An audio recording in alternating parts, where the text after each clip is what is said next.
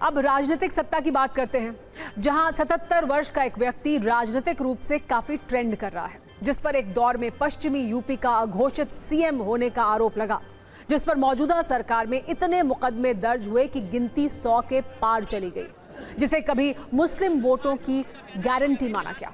आज उसी आजम खान पर हमने एक आजादी वाली कुंजी तैयार की है। सवाल यह है कि 23 महीने जेल में रहने के बाद आजम खान इस नई मिली जमानत वाली आजादी का क्या करेंगे। आजम खान 23 महीने से जेल में थे। जेल से बाहर आने के लिए उन्होंने 104 मुकदमों की खाई पार की। इस दौरान वक्त तो बहुत बीता, लेकिन जब आज वो जेल से बाहर निकले तो उनका अंदाज वही पुराना था। काला चश्मा, काली सदरी और सफेद कुर्ता पहने वो कार में बैठकर ही जेल से बाहर आए। आजम खान के दोनों बेटे उनके साथ थे। बाहर निकलते ही उन्होंने हाथ हिलाकर समर्थकों का अभिवादन किया। उन्हें लेने के लिए मुरादाबाद की सांसद रुचि वीरा और सैकड़ों कार्यकर्ता पहुंचे थे। उनके जेल से बाहर आने वाले इस काफिले में करीब 100 गाड़ियां शामिल थीं। आजम खान जेल से बाहर आ चुके हैं। हालांकि ये जमानत पर मिली रिहाई है, जिसमें फिर से जेल जाने का खतरा बना हुआ है। लेकिन सवाल यह है कि आजम खान आगे क्या करेंगे। ये सवाल इसलिए क्योंकि आजम खान के जेल से बाहर आने से पहले ऐसी बातें कही जाने लगी कि वो बीएसपी में शामिल होंगे, वो समाजवादी पार्टी छोड़ सकते हैं। बीएसपी की तरफ से फ्रेंड रिक्वेस्ट भी आ चुका है। नगीना से सांसद चंद्रशेखर भी उन्हें अपना बड़ा भाई बता रहे हैं। यानी जेल से बाहर आने के बाद आजम खान की मांग का ग्राफ घटा नहीं बढ़ा ही है। वैसे इन सवालों और शंकाओं के बीच अखिलेश यादव ने आजम खान पर एक सोशल मीडिया पोस्ट किया। उन्होंने लिखा, माननीय आजम खान जी की रिहाई उनके और उनके परिवार और हम सब के साथ साथ उन सब लोगों के लिए राहत और खुशी की बात है जो इंसाफ में एतबार करते हैं। आज फर्जी मुकदमे करने वालों को भी ये सबक मिल गया है कि हर झूठ की एक मियाद होती है और हर साजिश की भी। आगे उन्होंने ये भी लिखा कि आजम खान समाजवादी मूल्यों और सिद्धांतों के साथ सामाजिक न्याय के संघर्ष की राह पर आगे बढ़ते जाएंगे। कुल मिलाकर अखिलेश यादव की बातों से संकेत मिल रहा है कि आजम खान समाजवादी पार्टी में ही रहेंगे। लेकिन बीजेपी नेता और यूपी सरकार में डिप्टी सीएम केशव प्रसाद मौर्य ये कह रहे हैं कि वो समाजवादी पार्टी में रहें या बीएसपी में। 2027 में मातम ही मिलना है। इन सब के बीच बीएसपी विधायक उमा शंकर सिंह ये कह रहे हैं कि एक एक कार्यकर्ता, हर व्यक्ति का स्वागत है, आए हमारे यहाँ स्वागत ही है। जबकि शिवपाल यादव ये कह रहे हैं कि बीएसपी में शामिल होने की खबरें झूठी हैं, हम उनकी पूरी तरह से मदद कर रहे हैं। अखिलेश यादव ने तो ये तक कह दिया कि जब उनकी सरकार आएगी तो आजम खान के ऊपर लगे सारे मुकदमे वापस हो जाएंगे। एक बार सुनिए आजम खान के आने वाले दिनों पर किसने क्या कहा है।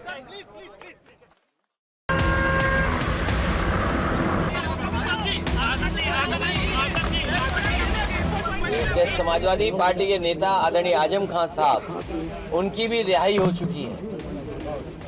इसके लिए मैं कोर्ट को धन्यवाद देना चाहता हूं। जिस तरीके से मुख्यमंत्री जी ने अपने मुकदमे वापस लिए हैं, उन्होंने न केवल अपने मुकदमे वापस लिए हैं बल्कि डिप्टी सीएम के भी मुकदमे वापस लिए हैं, तमाम भाजपाई नेताओं के मुकदमे वापस लिए हैं। समाजवादी सरकार बनने पर जितने भी झूठे मुकदमे लगे हैं आदरणीय मोहम्मद आजम खान साहब पर, वो सब वापस लेने का काम सरकार में होगा।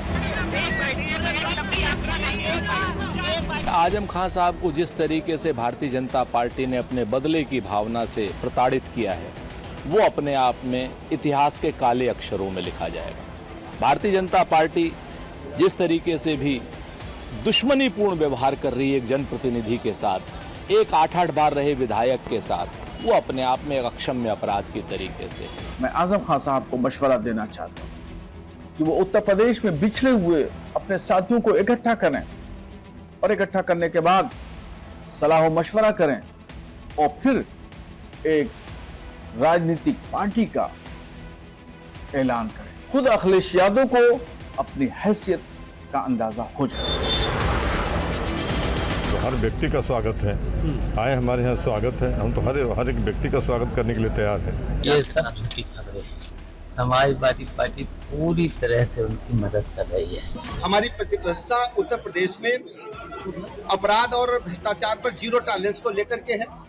अदालत के माध्यम से अपराधियों को कड़ी से कड़ी सजा मिले, इसके लिए हम सब लोग, हमारी सरकार पैरवी करती है।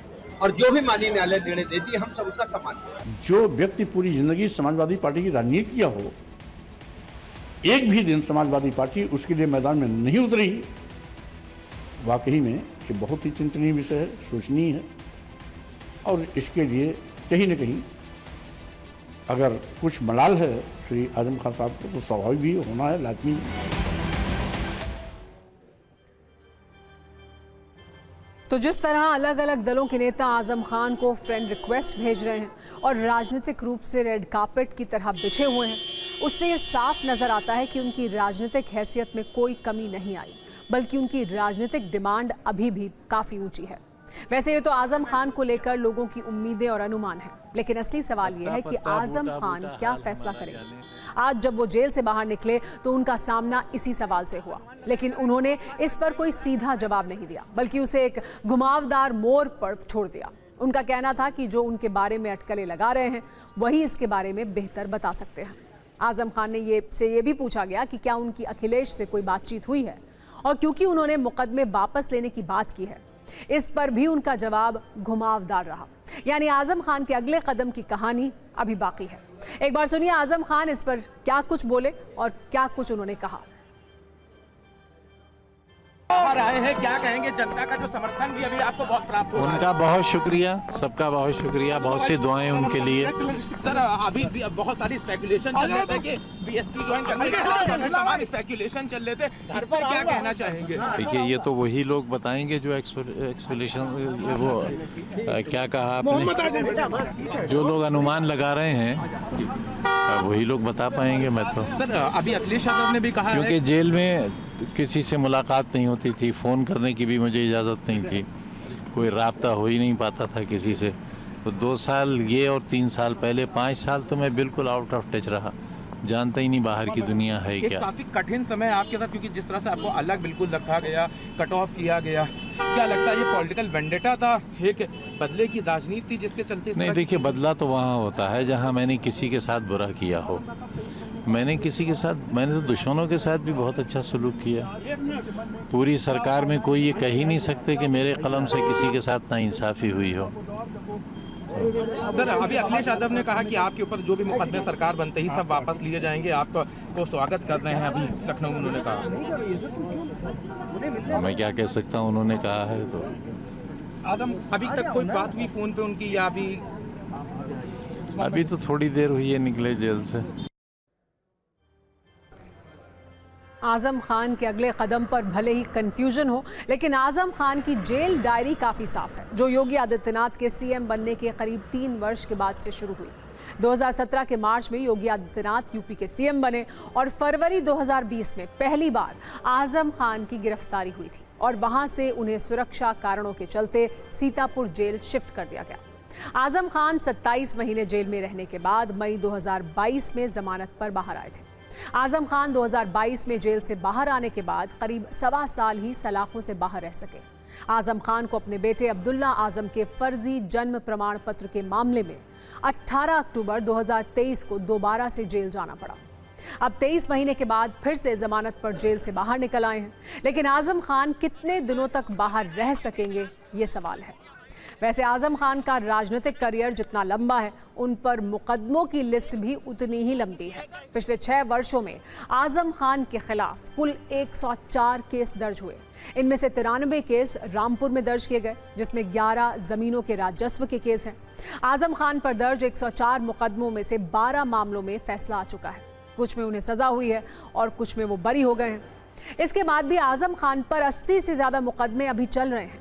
कुल मिलाकर मुकदमों की लिस्ट देखकर ये लग रहा है कि आजम खान की जेल वाली पिक्चर अभी बाकी है और उनका आगे का राजनीतिक फैसला इन सारी बातों को ध्यान में रखकर ही हो सकता है।